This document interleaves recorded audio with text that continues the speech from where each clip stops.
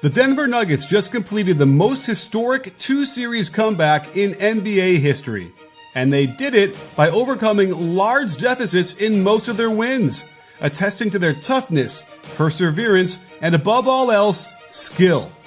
And while it's easy to point fingers at the Clippers, and there are plenty of fingers to go around, I think this was more about the Nuggets' scintillating play than the Clippers team being in disarray.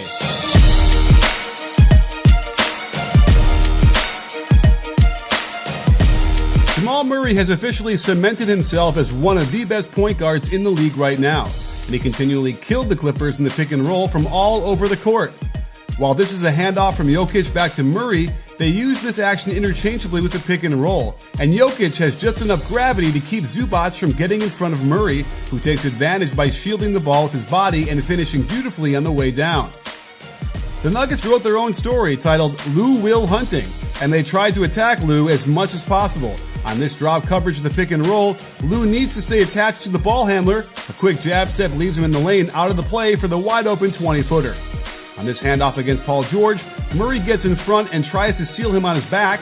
He's allowed to pivot as much as he wants on that left foot, and could have even jumped off of one foot if he wanted, and more Jokic gravity prevents Harrell from being more aggressive to contest this floater. This time, it's Beverly on the ball, and while he does get around the screen smoothly, watch how Murray goes off of both feet from behind the free throw line, before Beverly can do anything about it, hitting another floater. This time, we have a total communication breakdown, as Zubac drops to contain, and Kawhi is supposed to hustle back into position on Murray. He ends up walking away from the play, and Murray nails the wide open three. And another example of dropped coverage by Harrell gives him some room as Beverly was forced to trail the play by the screen, and Murray just rises up for the floater from three.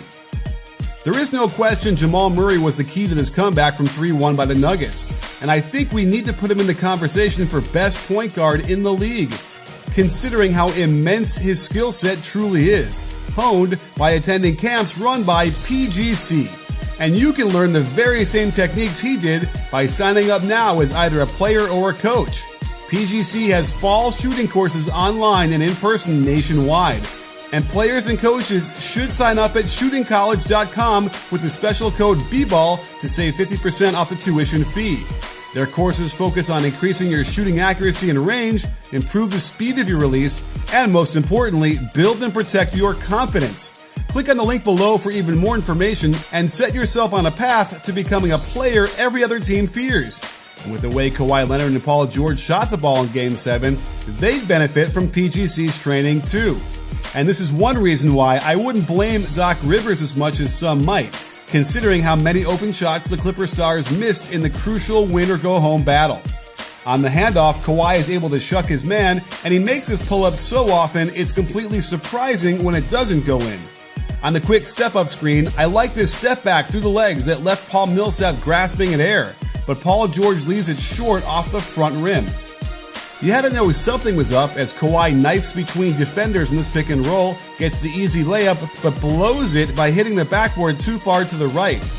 Paul George struggled a couple of times on drives when the Nuggets did a good job to continue to contest while moving backwards.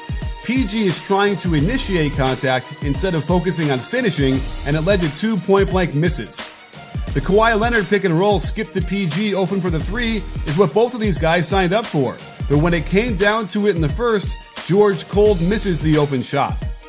Again, when Kawhi misses a mid-range pull-up inside of 15 feet, it is genuinely shocking, and there's gotta be a reason why he finished short so badly. Is it his chronic quad injury? And I get trying to add to a growing lead, but when his teammates were so slow converting to offense, taking a fadeaway from 15 feet with two guys on you is not the best decision. Kawhi and Paul shot one free throw between them, so when they're being blitzed by an 8-0 run here, settling for a step-back 20-footer with 12 seconds on the clock is a low IQ play. Paul George is calling for Kawhi to come screen for him so that he can attack Jokic, but Reggie Jackson butts in, and now PG freelances against Harris. It almost works as Murray blows his coverage on the cutting Kawhi, who proceeds to miss another layup. Granted, it was under duress, but this is Kawhi mother-freaking Leonard here. Late in the third and reeling from another third quarter onslaught, the Clippers offense stays patient and finds Kawhi open when his man had to bump down to Harrell. It's a good look, but he misses the crucial shot. And the game was lost in this 3-minute stretch where the Clippers had both Kawhi and PG in the game while Jokic sat on the bench in foul trouble. He gets 2 cross screens, Murray takes a terrible angle, but PG misses this extremely open shot. I like this pistol action, how Beverley gets the screen from George, but turns it around to screen for George. He turns the corner into the lane, but he needed to go off the right foot to throw off the defender's timing. The extra step eliminates a good angle to lay it in, and he blows the layup. With this game slipping away, he sets the pin down for Beverley into handoff. However, when Beverley curls instead to screen for Kawhi, they catch Grant out of position, but Kawhi can't hit the open shot. As the game slipped away, they needed these two to score something, and Beverley generates this wide open look from out top, but it rims in and out. With one last chance to make a run, Kawhi attacks in the open court, but Morris plays the left-right Euro step perfectly with his hands in the air, and Kawhi simply makes the wrong choice of moves, missing badly. And Paul George puts the icing on the cake by hitting the side of the backboard on his open corner 3, and the game was over early. The thing that separates Denver from all the rest is Nikola Jokic. He wasn't a scoring machine, primarily because they doubled him often, but it opened up some of his wondrous passing that continued to confound the Clippers' defense no matter what they tried. He used that same handoff to Murray we saw earlier to get the pocket pass and penetration. Harris has played with him long enough to know when to cut to the hoop, but look at this no-look flip to him, and credit Harris with a nice inside hand reverse. While the double team served to keep his scoring low, look how patient he is, waiting for Grant to keep cutting, but why Kawhi let him do this is beyond me. More uncharacteristic play from the Claw. If the rotations on defense were as bad as they were, why keep doubling Jokic?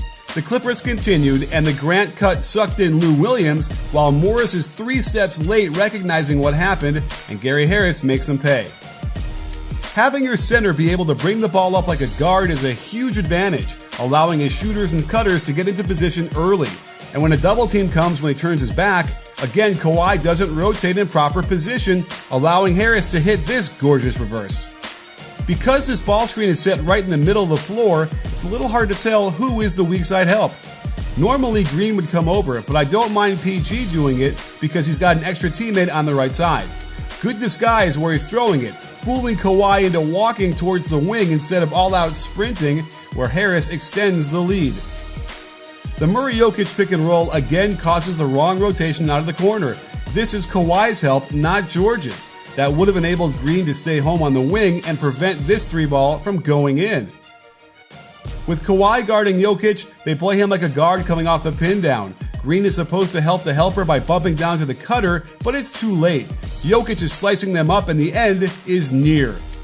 And to tie a bow around his performance, at the end of the third, they post him up against Harrell on the left block, and when PG turns his head, Jokic throws the mini lob for the perfect layup. In the end, the Clippers were no match for the Jamal Murray-Nikola Jokic tandem on either end of the floor. And when you throw in an all-time bad shooting night for both the Clippers superstars, then you have to imagine the basketball gods had other plans in mind for Doc and company. Well, I think his job is safe. Not many players in the roster are, I suspect, and they'll have to accept leaving the bubble and watching the conference finals at home.